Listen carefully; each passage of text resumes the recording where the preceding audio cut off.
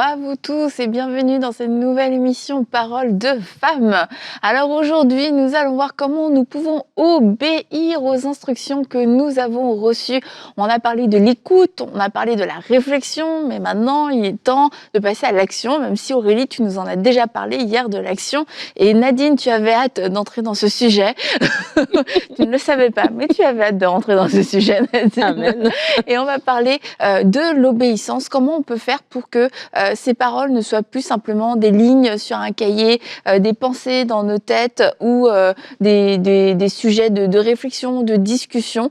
Aurélie, tu nous as dit hier que toi, quand tu recevais une parole, tu pouvais t'essayer de mettre tout de suite en pratique quelque chose, pas forcément la parole au complet, parce qu'il y a des choses, il n'y a que Dieu qui peut le faire, mais de poser une action.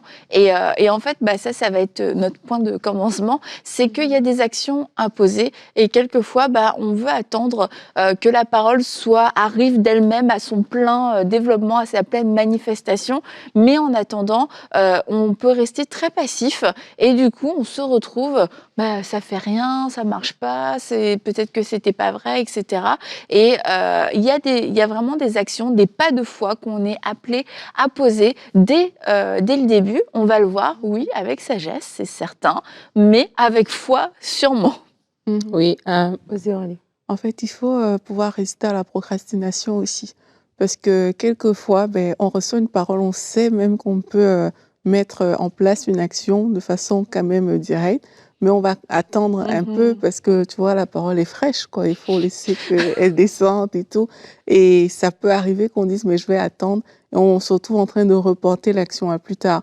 Sauf que la vie est remplie de tellement de choses qu'il y a des choses qui vont s'imposer. Et ça pousse souvent à ce que, la parole est remise de plus en plus tard encore. Et au final, vu qu'elle n'a pas eu le temps de s'enraciner, on passe tout simplement pas à l'action parce on avait procrastiné par rapport à cette parole-là. Donc, c'est vraiment le côté immédiat de l'action. Je trouve qu'il est quand même important. Ça ne se fera pas toujours immédiatement parce qu'on est peut-être sollicité par d'autres choses. Mais la notion de je dois mettre en pratique doit quand même assez nous animer pour que dans les plus brefs délais, il y ait une action qui puisse être mise en place par rapport à la parole. Et aussi, j'aimerais dire aux gens d'aller avec la force qu'ils ont à ce moment-là. Parce que parfois, oui, on ne sait pas trop sur quel pied danser, de toute façon, quand on reçoit une parole. Mais va avec ce que tu as. Moi, je crois que Dieu honore le désir de mettre en pratique sa parole. C'est parce que tu as le désir de mettre en pratique que les actions que tu vas poser, tu vas voir que Dieu, il va se glorifier dans ces actions-là. Mais quand ça reste juste en suspens, comme ça, et qu'on ne sait pas trop, et qu'il n'y a aucune action qui est posée, mais c'est là où on voit qu'il n'y a rien qui se passe. Quand je prends souvent l'exemple là du mariage, dans la Bible à Cana, là, c'est parce que c'est rempli d'eau. Ils marchent, et alors qu'ils sont en train de marcher, l'eau se change en vin. Et quelquefois, c'est ça avec nous, c'est que tu vas recevoir une parole, une instruction de Dieu, comme ces personnes, ils ont reçu cette instruction de mettre l'eau dans des vases. Et alors que tu es en train de marcher, même si ça semble ne pas être sûr, ton affaire, mais parce que tu as à cœur d'honorer Dieu, d'obéir à sa parole, alors que tu es en train de marcher, ton eau se change en vin. Et c'est comme ça qu'on voit des miracles aussi dans nos vies. Moi, lorsque je pense à ce thème, on a parlé depuis le début de la semaine de vraiment que Dieu nous parle, etc. Et là, maintenant, Dieu t'a parlé. Et l'étape de l'obéissance, je crois que quelque part, nous-mêmes, on doit vraiment se positionner comme étant des personnes qui veulent obéir et des personnes obéissantes, en fait. Donc, une personne qui obéit, c'est pas une personne qui remet en question, c'est une personne qui pose une action suite à l'instruction qu'elle a reçue. Et je parlais avec un homme de Dieu, un missionnaire, et il disait que lorsque lui et sa femme, ils ont vraiment reçu cette parole de pouvoir partir en mission, ils ont fait leur boîte. Ils se sont réjouis et tout, ok, d'accord, Dieu nous a parlé, yes. Le soir même, ils ont fait des boîtes.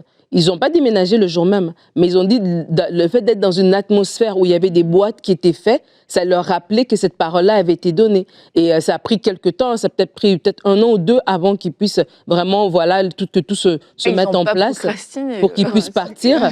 Mais en fait, faire les boîtes était une décision. Ils auraient pu le mettre dans leur agenda qu'on va faire d'abord le process et on fera les boîtes le mois avant le départ. Mais le fait d'avoir fait les boîtes, c'était d'abord un rappel pour eux-mêmes. Et même quand les gens venaient chez eux, il y a une pièce avec des boîtes, pourquoi vous avez des boîtes? On a reçu une parole et tout ça, etc.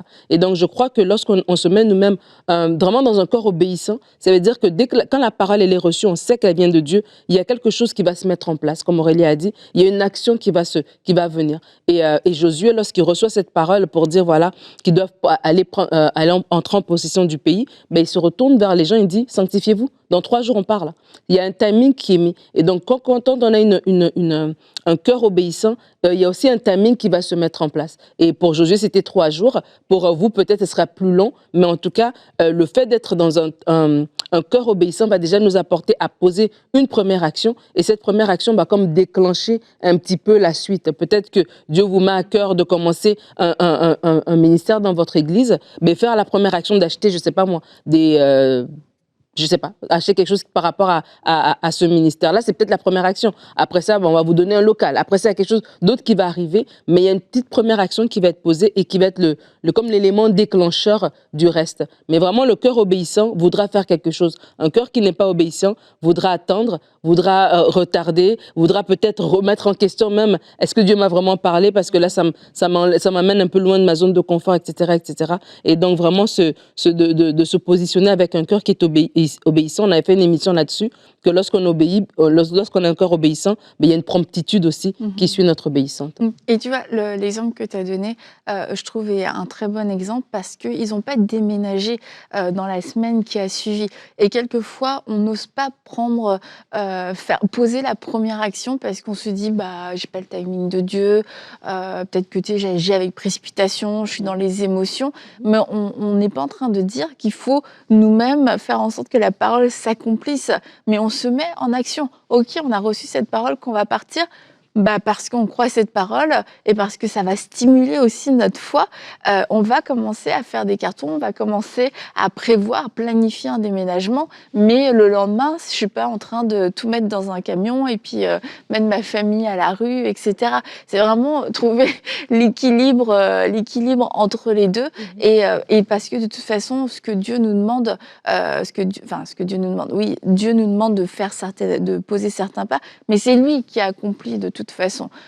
Donc c'est cette différence à faire entre le pas de foi et l'accomplissement et le fait de commencer à faire des boîtes, des cartons, c'est pas de déménager. Et ils ont attendu le timing de Dieu, mais ils n'ont pas attendu sans rien faire pendant 2 ans.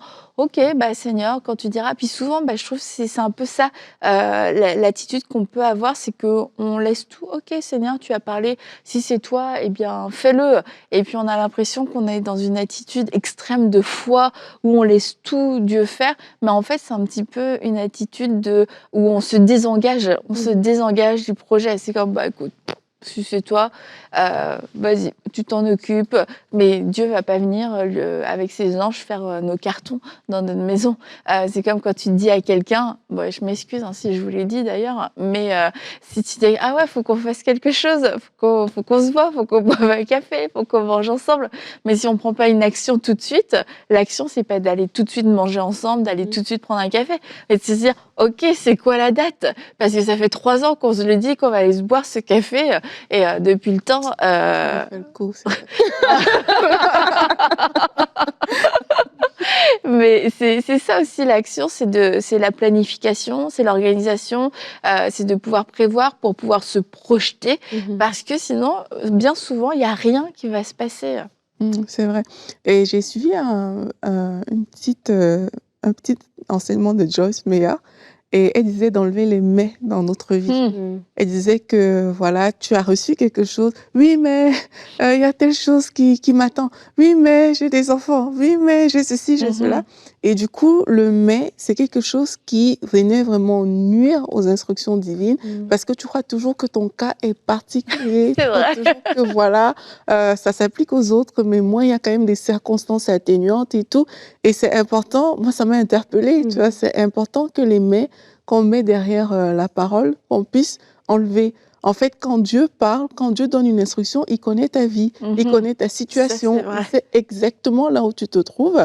Donc, c'est pas la peine de venir négocier avec Dieu ou de venir dire, mais il y a ci, il y a ça. Dieu est au courant, il a cette information-là. Donc, moi, ça me va en tout cas fort booster quand j'avais écouté ça, de juste me dire, en fait, il y a une citation qui dit qu'il ne nous appartient pas de penser ou de quand Dieu a parlé, quelque chose comme ça. C'est que Dieu, il a parlé et Dieu, il est au courant de qui je suis. C'est juste dire, OK, j'accepte cette parole. Mais pas commencer à réfléchir à toutes les impossibilités, à comment ma situation est difficile. S'il y a des choses que Dieu vous a dit, dites juste, OK, je reçois cette parole, j'accepte cette parole et je vais m'activer vers cette parole au lieu de regarder tout notre entourage. Donc, fermons les yeux parfois sur ce qui nous entoure. C'est vrai, hein, ça peut vraiment ne pas être évident. On peut être défié comme ça, mais fermons les yeux sur ce qui nous entoure et ayons cette confiance en Dieu que, OK, parce que Dieu a parlé, Dieu connaît la situation mieux que moi, mais je vais le faire. L'obéissance, c'est vraiment aussi une preuve de confiance, hein. En tant que parents, lorsque nos enfants obéissent, voilà, je te dis de faire quelque chose, c'est que voilà, ils savent qu'on on les met pas en danger. C'est une preuve d'honneur, c'est une preuve de respect de qui on est par rapport à eux, et c'est une preuve de confiance.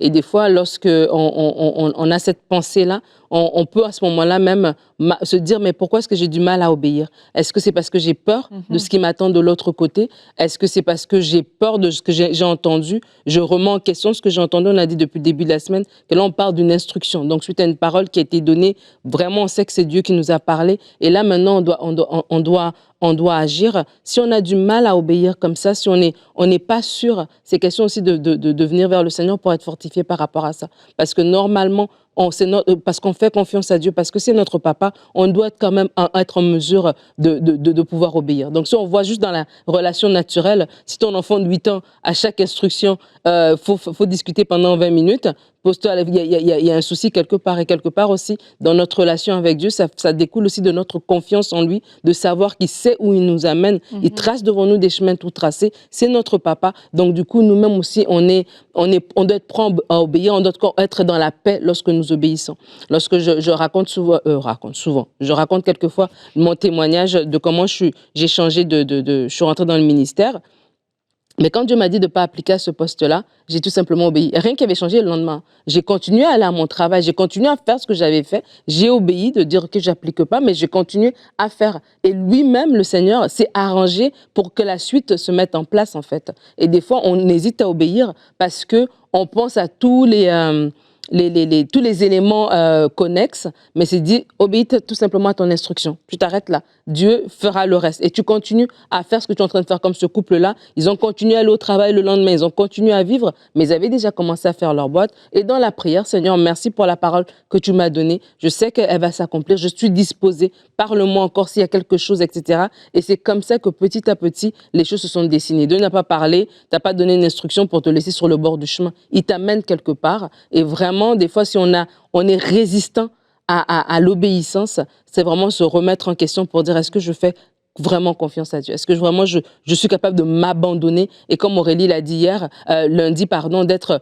vraiment soumis, en fait, de ne pas être nous-mêmes le directeur et le guide, etc. Et de vraiment dire non. Moi, ma part à moi, c'est de suivre et la part de Dieu, c'est de me conduire. Et les paroles aussi, les instructions qu'on reçoit doivent influencer les choix qu'on fait. On se dit oui, mais l'instruction, elle est pour peut-être dans 5 ans ou elle est pour toute une longue saison. Mais après, c'est comme il n'y a aucune connexion entre ce qu'on a reçu et nos actions. Alors, c'est pas qu'on pose pas d'action, mais c'est qu'on pose des actions qui sont complètement hors mission. Dieu te dit, tu rentres dans une saison de repos. Ah, tu sais, Nadine, Seigneur m'a parlé, il m'a dit, je rentre dans une saison de repos, je dois apprendre à lui faire confiance, à arrêter de m'inquiéter. Et puis là, une semaine plus tard, tu apprends que j'ai pris 3 emplois. Mais pourquoi tu as pris 3 emplois? Non, mais parce que là, financièrement, c'est compliqué et tout ça. Et tu te dis, mais tu n'avais pas reçu une parole par rapport au repos.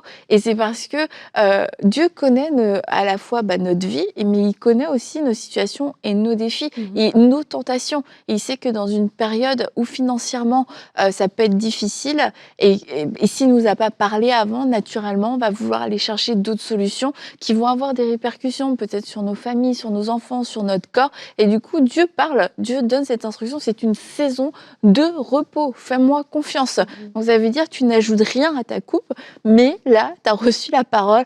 Merci Seigneur, je suis dans cette saison de repos, mais je m'active à fond et je continue de tout faire comme si tu n'existais pas.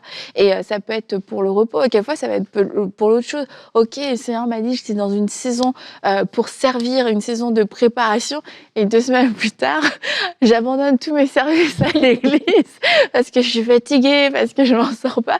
C'est de se dire, bah oui, si Dieu m'a parlé, surtout avant, c'est parce qu'il savait qu'il allait avoir une période où peut-être j'allais devoir faire des choix et de me rappeler quand je prends des décisions, surtout qui sont motivées par un temps de fatigue ou par un temps de stress ou de pression. Quelle est la parole que j'ai reçue? Quelle est cette parole pour cette saison? Parce que c'est une instruction qui va être un cadre, une instruction qui va me dire non, en fait, là, je suis en train d'agir dans l'incrédulité. Là, je suis en train d'agir par mes propres forces, par mon intelligence. Ça, c'était le modèle de l'ancienne saison. Mais Dieu m'a parlé il y a 2 semaines. Je peux pas refaire la même chose. Et ça fait que ça va faire toute la différence, en fait, dans la saison dans laquelle on est. Et de plutôt demander à chaque fois, Seigneur, est-ce que je fais ci, est-ce que je fais ça? C'est que en fait, le Seigneur a donné une instruction qui peut sembler large au début, mais finalement, quand tu la mets devant tes situations, ah ok, bah là, c'est clair que ça c'est oui, ça c'est non, ça c'est oui, ça c'est non. Et ça va tellement nous garder, ça va nous protéger et ça va éviter qu'on se retrouve dans des situations, Seigneur, je comprends pas. Parce que Dieu a parlé, mais peut-être qu'il n'avait pas dit ne prends pas ce travail, mais quand il t'a dit prends cette saison de repos, bah en fait ça incluait forcément cette proposition de 3 travails ou je ne sais quoi. Ouais, c'est important de garder sur le long terme la parole que Dieu nous a dit et de marcher avec elle vraiment sur ce long terme-là, parce que c'est ça qui entraîne, comme tu dis, Annabelle, des cas où on se retrouve dans des questionnements multiples. Mais si on était juste resté focalisé sur la parole que le Seigneur a donnée, il n'y aurait pas eu ces déviations. Et parfois, il y a même des questions qu'on pose à Dieu, des cris qu'on a, mais ça vient d'une chose que dans le passé, tu avais bien reçue, mais que tu n'as pas perduré dans le temps avec cette parole-là. Et je crois aussi qu'on sait, quand la parole s'est accomplie, même si parfois on se retrouve dedans sans s'en rendre compte, mais à un moment, quand tu regardes en arrière, tu as conscience que, ah, mais en fait, ça, c'est ce que Dieu avait dit quelque part. Donc, je veux aussi encourager les personnes dans ce sens à marcher vers ces paroles-là et aussi à être des initiateurs. Pourquoi je dis ça? Parce que quelquefois, Dieu a parlé, on reçoit une parole, mais autour de toi, il y a pas quelqu'un qui fait ça. Tu sais pas trop comment les choses vont se passer. T'as même pas forcément vu ça quelque part et tu attends. Et du coup, dans cette attente-là, tu as reçu une instruction, mais tu n'as rien fait de l'instruction. Et il faut être des initiateurs aussi. C'est comme, par exemple, le groupe d'études bibliques que j'ai, il y a des gens qui cherchent à être dans des groupes d'études bibliques et qui vont te dire, dans mon église, il n'y a pas de groupe d'études bibliques. Mais toi, sois l'initiateur.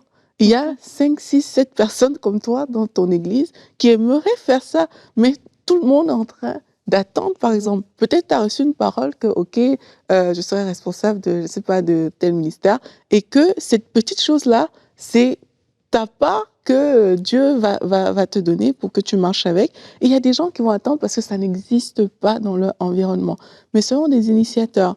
Et quelquefois, ça ne va pas se faire comme on pense. L'initiateur, ça veut dire que tu vas payer peut-être un certain prix que ceux qui ne veulent pas initier ne vont pas payer. Mais parce que tu le fais sur la base de la parole de Dieu, mais tu vas voir qu'il y a des grâces nouvelles que le Seigneur va te communiquer. Il y a des choses que Dieu va te donner pour obéir à cette instruction. Il ne faut pas se priver de ces choses-là. Obéir à une instruction implique s'ouvrir pour recevoir la grâce de Dieu pour l'obéissance. Et c'est important de se dire, mais Seigneur, je veux marcher dans cette instruction-là, même si je ne vois pas autour de moi. Je veux être l'initiateur de cette chose que tu m'as demandé de faire. Quand on parle, je me suis fait la réflexion que des fois, les gens pensent instruction divine, un truc énorme, quitte ton pays, ta nation, la maison de ton père et tout ça. Mais Dieu parle aussi, Dieu aussi est un Dieu qui s'intéresse à notre quotidien. Et il y a des instructions divines que certaines personnes ont reçues, c'est peut-être par rapport à votre couple, c'est peut-être par rapport à un enfant que Dieu vous dit, montre à cet enfant de l'amour. Peut-être que oui, l'enfant est en train d'agir d'une façon qui ne te plaît pas et la stratégie que je te donne, l'instruction que je te donne, dis à cet enfant que tu l'aimes, dis à cet enfant qu'il est précieux, dis à cet enfant que tu le pardonnes. Peut-être c'est sois douce avec ton mari, sois doux avec ta femme. C'est ça l'instruction qu'on te donne. Et en cette saison aussi, obéir aux instructions divines, c'est peut-être que dans le naturel, tu te dis, ben, c'est pas à moi de le faire, c'est à lui de le faire, c'est pas à moi de le faire, c'est à elle de le faire. Mais c'est Dieu qui t'a parlé et c'est une instruction de Dieu. Et des fois, l'instruction de Dieu est aussi rattachée à un timing, comment dirais précis, stratégique, exactement. Des fois, le fait de réagir à ce moment-là fait toute la différence que d'attendre 5 ans plus tard. L'instruction divine, soit douce avec ton mari, peut-être que oui, tu le fais dans 3 mois, ça pourra aussi produire un effet. Mais à ce moment-là, il y avait comme un moment précis, en fait, qui devait faire la différence. Et quand moi, je pense à obéir aux instructions, je pense toujours à Ananias. Comment Ananias a dû obéir à l'instruction de Dieu d'aller voir Paul. Et tu te dis que sur le chemin, peut-être dans son cœur, est-ce que c'était vraiment Dieu? Et si j'arrive là-bas et puis il me tue, c'est un complot, etc. Mais tu te dis que la lutte, elle devait être là.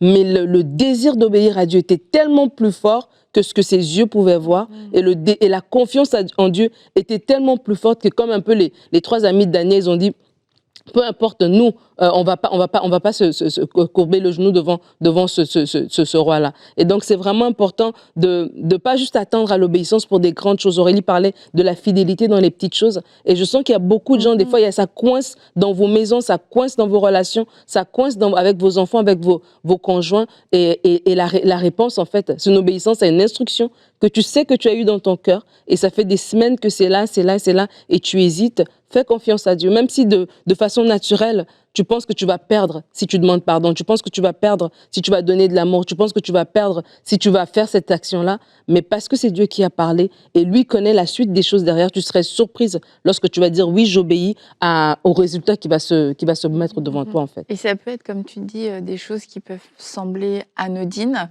voire pas fausses, mais à contre-courant de ce qu'on aurait pu faire. Mais ça peut être couper les réseaux, démarrer un jeûne, couper certains aliments, parce qu'il peut y avoir des instructions au niveau de notre santé. Ça peut être, comme tu disais, le couple ou la famille, de pouvoir avoir des repas de famille, peut-être prévoir une heure de souper maintenant pour qu'on puisse être autour de la table. Vous dites, oh, franchement, c'est pas ça qui va changer, qui va sauver mon mariage, c'est pas ça qui va sauver ma famille. Peu importe l'instruction que Dieu donne, cette instruction, elle est bonne, comme à Naaman, on lui avait dit, va te laver 7 fois, et puis il trouvait ça nul. Il dit, mais si ça avait pas été quelque chose de compliqué, est-ce que tu l'aurais pas fait? Et on a l'impression que plus c'est compliqué, plus c'est complexe, plus ça va être waouh. Mais en fait, à quelle fois une simple instruction, c'est ça qui va apporter, qui va dénouer tout un nœud, qui va apporter toute une bénédiction et qu'on ne peut pas soupçonner. Et ça peut être, comme tu le disais, Nadine, dans tous les domaines de notre vie. Ça peut être de commencer ou d'arrêter aussi une activité parce que pour X raisons, on ne va pas réinventer votre vie, mais peu importe, en fait, cette chose, même si ça peut sembler tellement anodin, un caillou peut bloquer toute une machine, une grosse machine, et quelquefois, il y a juste une instruction qu'on n'a pas prise au sérieux et ça bloque tout l'engrenage. Ouais, c'est ça, tout l'engrenage. Et le fait d'obéir à une instruction, c'est ce qui peut aussi faire repartir toute la machine. Et j'aimerais aussi dire aux personnes qu'il faut s'attendre à ce que ça marche. Voilà, c'est ça. Oui. Attends-toi à ce que ça marche parce que le blocage vient du fait qu'on pense que peut-être ça ne va pas marcher, que il risque d'avoir un problème quelque part.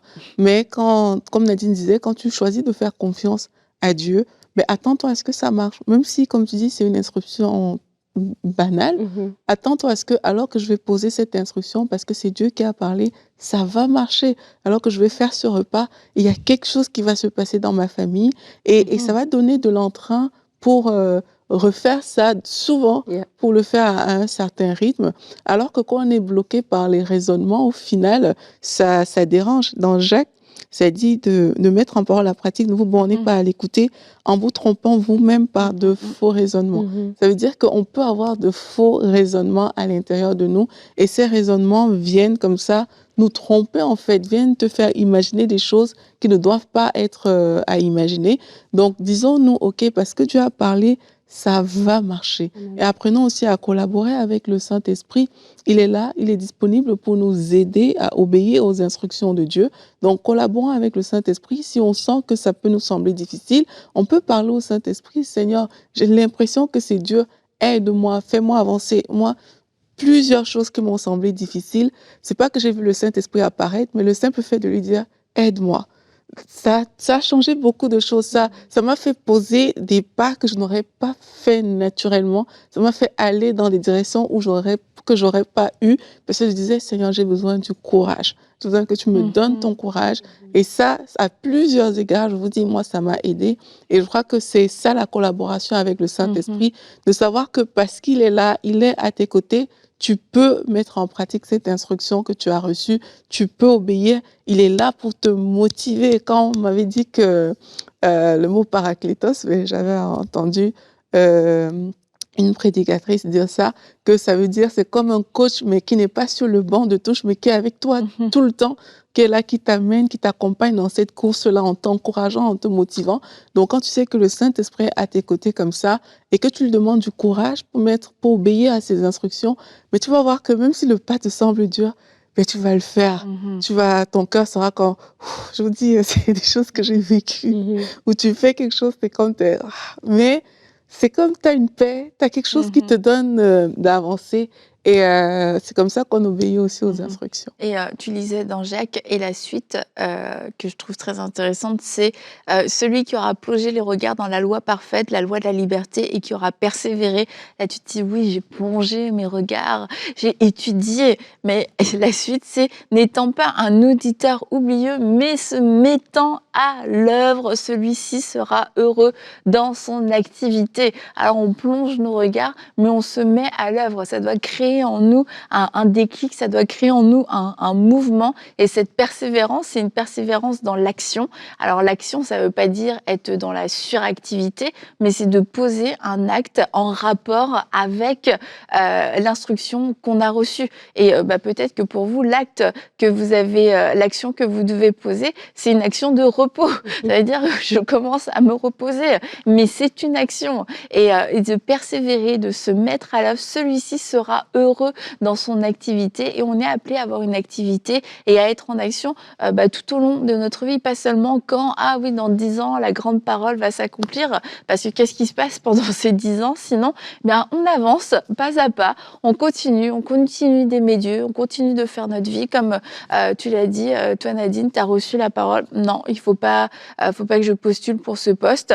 Le lendemain, rien n'a changé, tu as continué d'aller à ton travail, et puis après, les choses se sont éclaircies. Donc, soyons aussi dans cette patience. Oui, on est prompte à obéir, on est disposé à obéir, mais on est patient dans la réalisation des promesses, et aussi quelquefois patient dans notre propre compréhension de ce que Dieu est en train de faire. Et c'est pas 2 jours, Seigneur, moi j'ai obéi, là je vois rien qui se passe, et puis on abandonne. Non, ayez cette foi, cette assurance que ce que Dieu a dit, il va le faire. Cette foi que Dieu va le faire dans le bon timing, et que alors que vous êtes en train de persévérer, que vous êtes mis à l'œuvre, et bien que le bonheur vous est réservé alors que vous êtes actif dans la volonté de Dieu. Alors on vous encourage à poser une action aujourd'hui. Ne reste pas là après cette émission.